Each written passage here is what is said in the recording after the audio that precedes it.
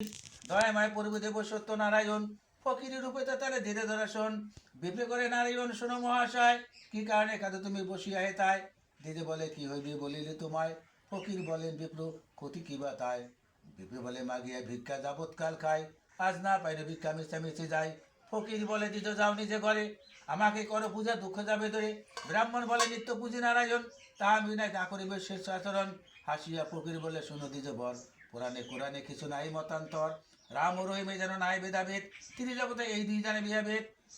বলি তাহা নিজ মতে ধরে জগন্নাথ শঙ্কচর গদাপদ সারি সারি হাত তাহা দেখে বিপর্বর পড়ল ধরণী পড়ল কর্তৃ স্তব বোধ বাণী সহসা আবার কোনো ফকির হলো তাহা থেকে দ্বিতীয়বার বিস্মিত হলো ব্রাহ্মণ বলে পূর্ব বুঝিব তোমায় পূজার পদ্ধতি কিবা বলো হওয়া মায় বলিতে লাগলো প্রভু ব্রাহ্মণের কাছে গম কিংবা ধান্যাদের আটা সোয়া শেষ দেবে সোয়া সরা কলা করিবে আয়োজন সোয়া গুন্ডা গুবাকার সোয়া গুন্ডা পান সোয়া শেষ চিনি আর সোয়া শেষ ক্ষীর তাহাতে সন্তুষ্টই আমি নারায়ণ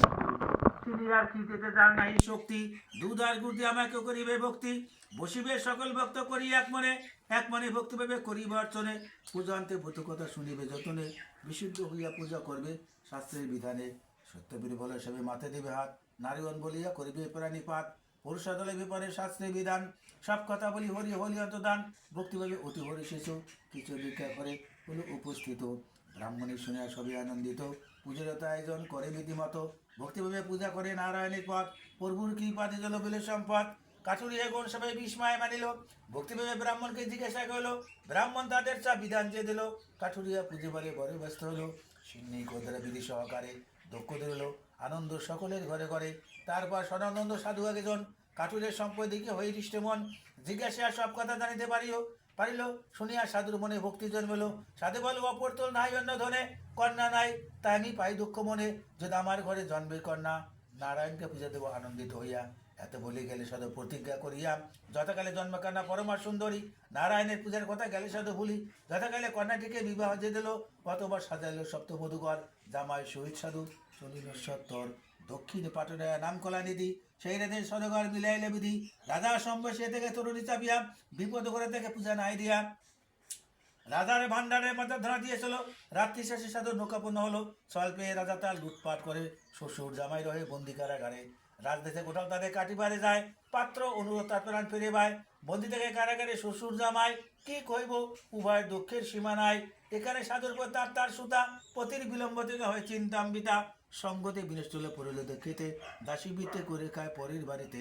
একদিন সাধুর কন্যা বেড়াইতে গিয়া আনন্দিত করে সিনি দেখিয়া সব শুনে তাহার মানুষা করিল পিতার প্রতিদেবকে কামনা করিল শ্বশুর জামাই যেতা বন্দি কারাগারে নারায়ণ স্বপ্ন দেখান সেই রাজারে শোনো শোনো মহারাজ আমারই বচন কলিকালে পূজ্যামি সত্যনারায়ণ সদাগর দুজন শ্বশুর জামাই বিনা দোষে বন্দি আছে দোষ কিছু নাই প্রভাত হলে তুমি দুই সদাগরকে 10 গুণ ধন দিয়া বিদায় করিবে এই বই ধরিলেন আপন মূর্তি সর্বদিকে চমকিয়া উঠে নরবতী মুক্ত করি সদাগরকে বহু ধন দিল নৌকা পূর্ণ করিয়া রাজা বিদায় করিল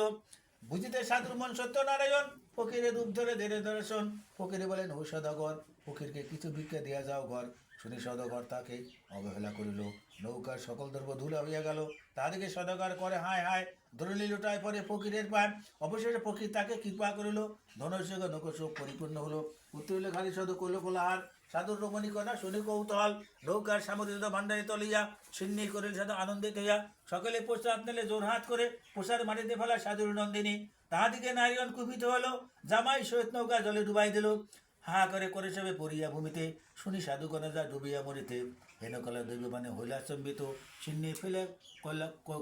কন্যা কইলে বিব্রত পরে কন্যা সেই চিনি চাটিয়া খেলো সাধুর জামাই নৌকা ভাসিয়ে চলো নৌকার সকল দ্রব্য ভান্ডার তারি কইলেন শ্বাসে সোনার সিন্নি স্বপ্নে কইলেন দেব শোনো সাধু তুমি সোনা হইতে আটায় সন্তুষ্ট আমি পরম হরিছে আটায় সিন্নি করে পূজা সব শেষে কর্মেতে প্রচার হলে সবার আলায় ভক্তি ভেবে পুজিলে আশা পূর্ণ হয় এক মনে শোনো কিংবা পুজো করো নারায়ণ সর্ব দুঃখ যাবে তার